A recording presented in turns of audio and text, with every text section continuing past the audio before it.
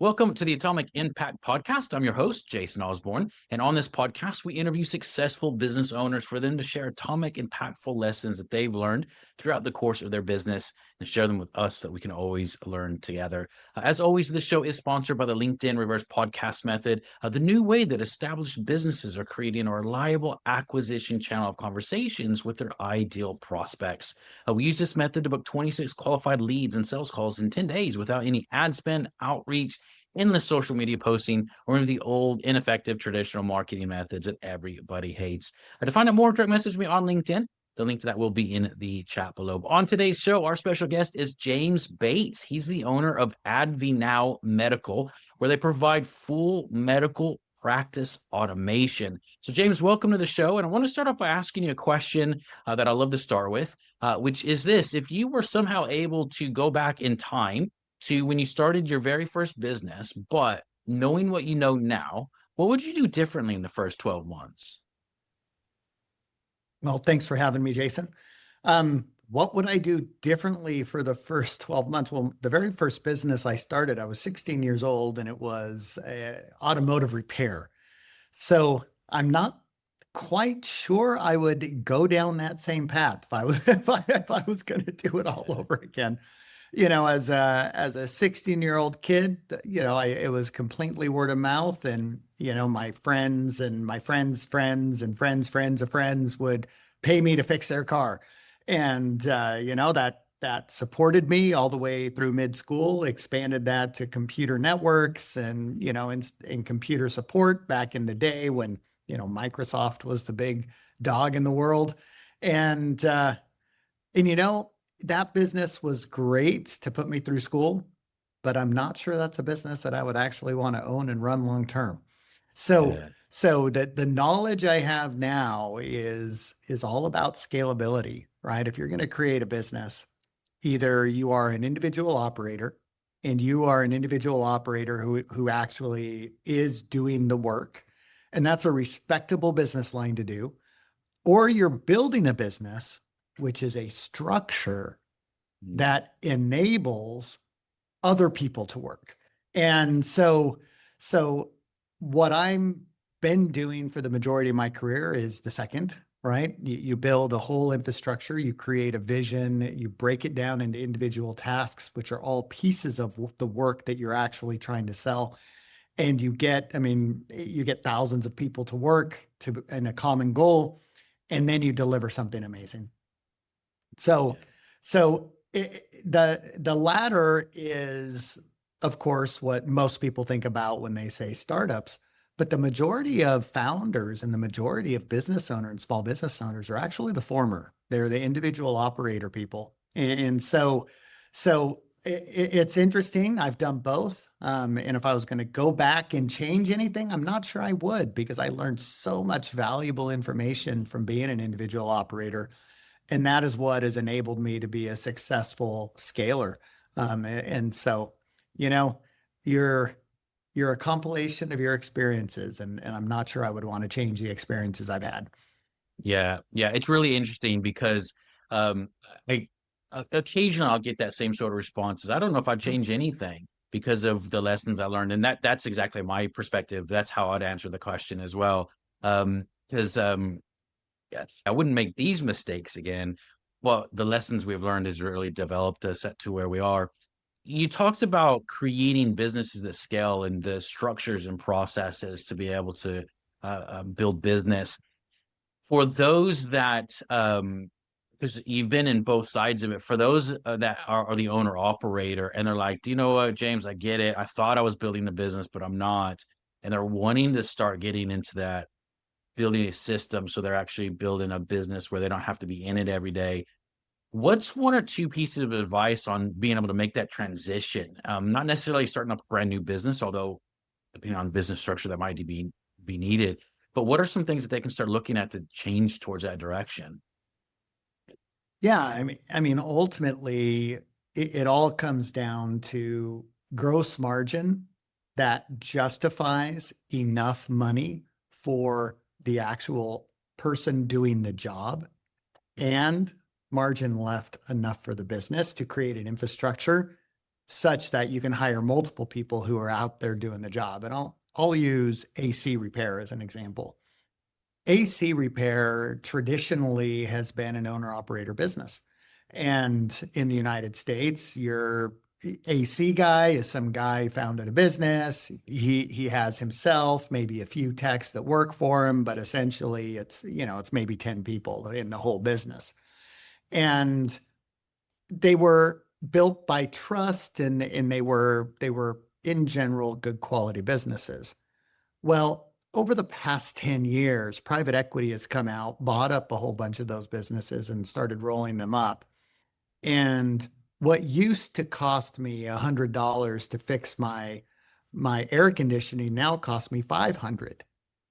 And Mm. every time all they're doing is trying to upsell me on crap that I don't need. And it has turned what was an honest, good business into something that is quite frankly a scam. And that's an example of a business that probably should not be scaled, right? Mm. If individuals who own houses with air conditioning, and in Arizona, you're going to get that thing serviced every year. If you're paying thousands of dollars to service, you just can't afford it. And it prices that whole business out of the reach of anybody who can touch it. Mm. And so when you're going into a business, you want to look at first, how much margin is there to play? And is that something that can scale? Because ultimately, if it's not, if you can't reduce the cost of it to create enough margin, it's probably not a business that you're going to scale. It's very interesting, what's happened over the past 6 years to a lot of businesses that started out owner operator, private equity came out and bought them up, and now they're everyone looks at them as slimy businesses now. I mean, it's Mm. not just air conditioning, it's turned into plumbing, it's turned into, a lot of this stuff which used to be nice blue collar work owned by small businesses that has now become, a scam artistry. And it's really unfortunate, because it didn't need to be that way. And Yeah. now it's pricing most people who are homeowners away from even being able to contract any fixes. And Mm. so it's bad. So Yeah. when you look at businesses that can scale, that's the first thing. Hey, do you have enough margin to work with? And then once you decide either I can reduce the cost of what we do such that we create enough margin, then or I can raise the price to create enough margin and still have enough, realistic clientele Yeah. without, black marketing, blackmailing them, like is unfortunate situation for a lot of, industries today. Then that's when you create a system, and it's all about rinse and repeat. You have to create something that is exactly the same for every person. Mm. And then you have to create systems in place that are exactly the same for every single person, every single client. And if you can do that, then you can build a business to scale. You put in together training, you develop the technology that's required to do it, and then you drive the vision, and it's all about execution. Yeah, yeah, I love that. It's really great example of kind of what to look at and good examples and bad examples as well. So, well, one of the things I always love to talk about are the challenges that we have in business because we all have them. And that way we can all learn from everyone's challenges. What's been the number one biggest challenge? That could be in AdviNOW or another business, but been the number one business challenge that you faced so far? And what's the lesson that you learned from that? When I first launched AdviNOW, the market that I was going after was retail medicine. I figured there was a lot of focus into retail medicine. That's putting doctors' offices inside of grocery stores, inside of pharmacies, things like that. So that's retail medicine. In the United States, CVS, Walgreens, all of these companies had these visions of mixing medical clinics with their locations such that it was, like a community location, Mm, to gather people who lived close by. yeah. The vision wasn't bad, but the problem is that COVID came in and it forced grocery stores to make a decision.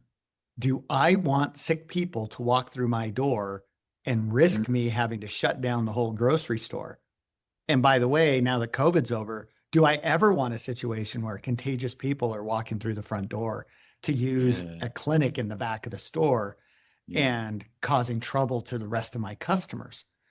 And so I developed the product tailored pretty narrowly to that space. And then COVID came in, and I had 27 locations that were open in February of 2020 and zero open by the end of March. wow, And so we had to pivot, and it took me probably 6 months to accept the fact that COVID really did change the world, to the extent that, we see that it did. Um, and then I had to pivot, and I decided to pivot originally to hospital systems because hospital systems were having incredible staffing issues. And of course, automation software like we have would help resolve a lot of those staffing issues. A little bit naively thinking that, you know, the hospitals needed it, so they would adopt it. Well, hospitals don't adopt anything quickly, even in mm, times of crisis. And so it, I was able to sign many contracts with hospital systems quickly. That was easy. Getting them to actually implement it, that's a much different story. When you are mm, automating processes that you literally have maybe 20 committees controlling each little variation of the process inside of a yeah, hospital, and you try to have software go across all those little fiefdoms, I really learned, hey, go to market in different markets is a unique thing, and you need to really understand that if you expect it to be successful. And so we had to yeah. pivot again to smaller clinics to be able to get the revenue growth such that we have the wherewithal to wait for the hospitals, which are going to take a very long time. Yeah. Yeah. Yeah, yeah, that's really interesting. And it's a great uh, what you're saying there, and I think is really key is just you've allowed yourself to pivot as opposed to just be getting stuck, which a lot of businesses get shut down because they just don't pivot. They're too precious with the idea where you're like, look, okay, well, it still works in other markets. Let's figure it out whilst you're still building up the hospital side, which is really fascinating. Well, over the next, say, 2 to 3 years of the business, you kind of mentioned around the hospitals kind of getting their acts together and all that stuff. But what's your goals? What would you like to achieve in the business? Well, I mean, right now we're trying to automate the onboarding of medical practices. So we have a tremendous funnel. We have about $330 million of recurring revenue of people who have signed up to use our platform who aren't live yet. We have to find a way to get them live Mm, faster. And so we've partnered with a electronic medical record company to give us access to the data in a discrete format that will allow us to automate the configuration of our AI to automate the whole medical practice. So when I say automate the medical practice, a lot of people don't know what that means. And mm, and quite frankly, it's understandable because the word AI is abused so dramatically in the world today. yeah. But when you have a doctor's appointment, the AI will reach out to you over text message. Text message, you ask you to press a link. So similar to what people do today, when they do the pre-visit documentation that they have to sign before they go to the doctor. Similar type of concept. However, what the AI is actually doing is it's doing a complete chart review and it's predicting every single question the doctor's going to ask, and it's going to ask those questions ahead of time. It's also Mm, going to predict if the insurance company is going to pay for whatever diagnosis you're going to have. It's going to predict if the treatment, it's going to predict if the insurance company will pay for those treatment. If you need any prior authorization forms from your insurance company, it's going to predict what those will be. It'll predict if there's any regulatory issues associated with the visit. And the AI engages with the patient, collects all the information, and creates a summary for the physician. And this physician just needs to click on, I agree. When they do that, the AI scribes it, codes it, and sends it out for billing. And wow. so it completely automates patient engagement, medical orders, medical coding, scribing, and documentation for the physician. So that is a tremendously complex process. But Yeah. more importantly, although AI can handle that, doctors kind of are their own individuals. They want to practice medicine the way they want to practice medicine. and they believe that their method of medicine is the best. And whether it is or not isn't up to me to decide, right? So Yeah. the software has to be configurable every single doctor. But more importantly, you need to know how to configure it. And that's what our second AI that we're developing, it's going to read all of the medical records, read all of the medical coding, read all of the configurations of the EMR, and then automatically configure the AI to match the way each and every doctor practices medicine today, such that they can adopt it and feel confident in the way the AI is automating that visit. That's And so amazing. that's what we're working on. We'll release that by the end of the year, and that will enable us to onboard that $300 million worth of clients and hopefully turn this into a 10 to $20 billion company valuation. So Yeah. that's what we should accomplish in the next couple of years. That's amazing, man. Man, that is just fascinating, and just what's capable nowadays with things like that is just say that's amazing. My mind is blown with what you're doing with that. Well, for people that are wanting to learn a little bit more about what you do or how you can help them, or you explained it already, but if they're like, man, this sounds really interesting, James, how do we get in touch with you? What's the best way for them to do that? Yeah, our website at www.advinow, ADVINOW.com gives you general information. If you want to send an email to info@advinow.com, that is info@advinow.com. You'll get a response from one of our sales team or from me personally if you have a question for me. And happy to support any interactions or questions. The interesting thing about what we do is that 50% of the cost of healthcare is administrative. AdviNOW helps eliminate that. Now, when that's eliminated, does it mean that the cost of healthcare goes down 50%? I don't know. That money will go somewhere. But ultimately, that allows the level of efficiencies that, quite frankly, we need in order to scale healthcare and give access to everyone on the planet. That's amazing, man. That's amazing. Well, I definitely recommend everyone that is in the market that James services to reach out to him, have a chat with him or one of his team around that. There's no harm in at least having a conversation. So, James, thanks so much for being on the podcast today and just taking the time out and just sharing your wisdom, your experience around what you have done in business. I really do appreciate your time. And as a reminder to everyone listening, this show is sponsored by the LinkedIn Reverse Podcast Method, the new way that established businesses are creating a reliable acquisition channel of conversations with their ideal prospects that doesn't rely on any of the old, ineffective traditional marketing methods that everybody hates. To find out more, direct message me on LinkedIn. That's Jason A. Osborn. The link to that will be in the show notes below. But until next episode, stay inspired.